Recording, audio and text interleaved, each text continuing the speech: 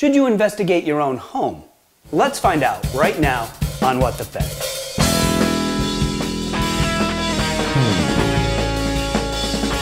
Hey Weirdos, I'm Grant. For some reason, there's this rumor floating around that you should never, ever investigate your own home. Never. Sounds like some paranormal investigator was overly concerned with job security. I'm not sure why that would be an unwritten law of the universe, or why people would think it was. In fact, most of the best paranormal investigators I know started out by investigating their own homes. Besides, it's not like investigating your own home is going to activate the grandfather paradox and rip a hole in the time-space continuum or anything, I hope. Now, if you think you have paranormal activity in your home, chances are you'll be dealing with a residual haunting, an intelligent human haunting, or more likely, nothing paranormal at all. Now, you can't communicate with a residual haunting. What's your name?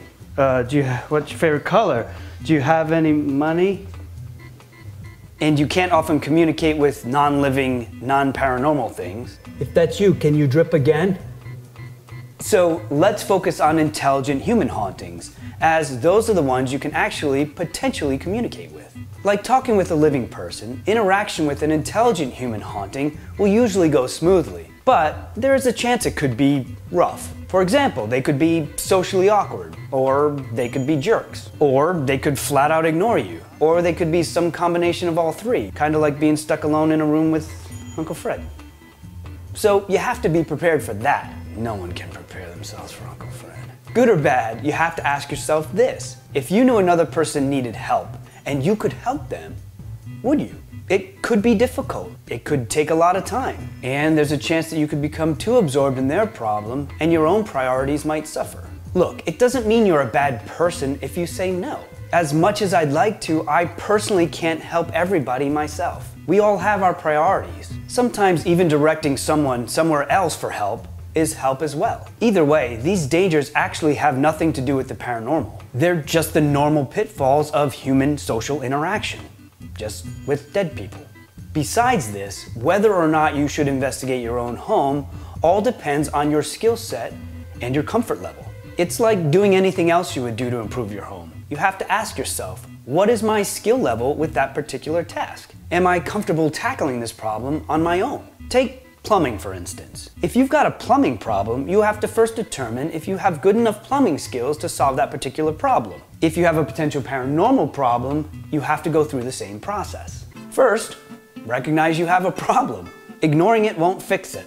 In fact, it usually makes it worse. Second, don't just jump in. Do some research and educate yourself on how to approach the problem. Third, find a pro and have their number on speed dial. Fifth, give it that old college try. Oh, but know when to call the pros. Now, with the paranormal, there's a bit more to consider here, as the problems are not as obvious as plumbing. Here are some basic tips.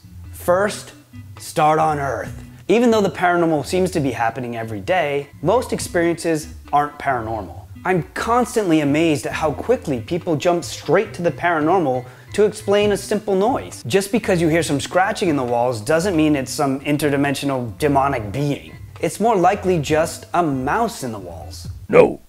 Next, keep a journal. Writing down detailed accounts of your experiences will help you find patterns in those experiences. Patterns that will help you determine if the activity is residual or intelligent, or, more likely, mundane and not paranormal at all. Next, use the right tools.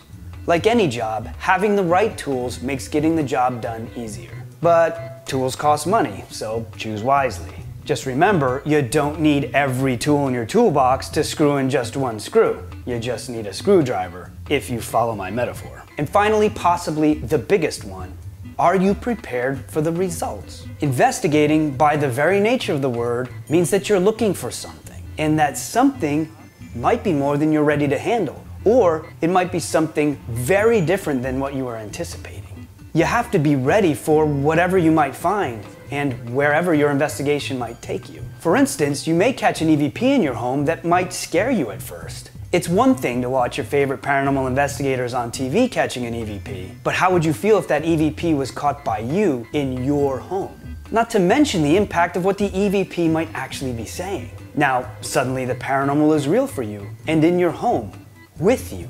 That can be too much for some people. On the other hand, there are some people who desperately want their house to be haunted, maybe by some recently deceased relative, only to investigate and find out that what they were hoping was a beloved family member is nothing more than bad plumbing. That can be very emotionally disappointing for some people. Now, some ways to avoid these pitfalls are, again, to start on Earth and slowly work your way up to the weird. And give the entities, if there are any, the benefit of the doubt. Assume they are good until proven otherwise. Don't decide that they're monsters before you've even had a chance to interact with them. And remember, please have the pros on standby so they can help you should this turn out to be something other than a residual or an intelligent haunting. Just because you can fix a leaky faucet doesn't mean you can plumb an entire house. In conclusion, it's your home.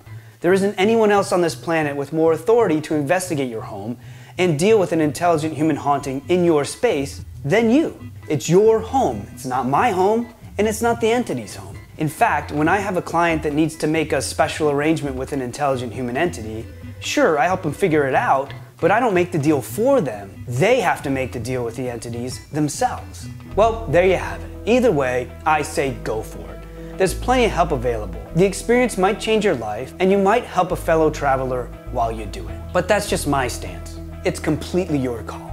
What about you guys? Would you investigate your own home? Have you? How did it go? Leave a comment down below and let me know, along with any questions you might have. Consider liking, subscribing, and sharing this channel with all your friends living in haunted houses. And don't forget to click that notification bell so you know when I make a new video. Thanks for stopping by, guys. Stay weird.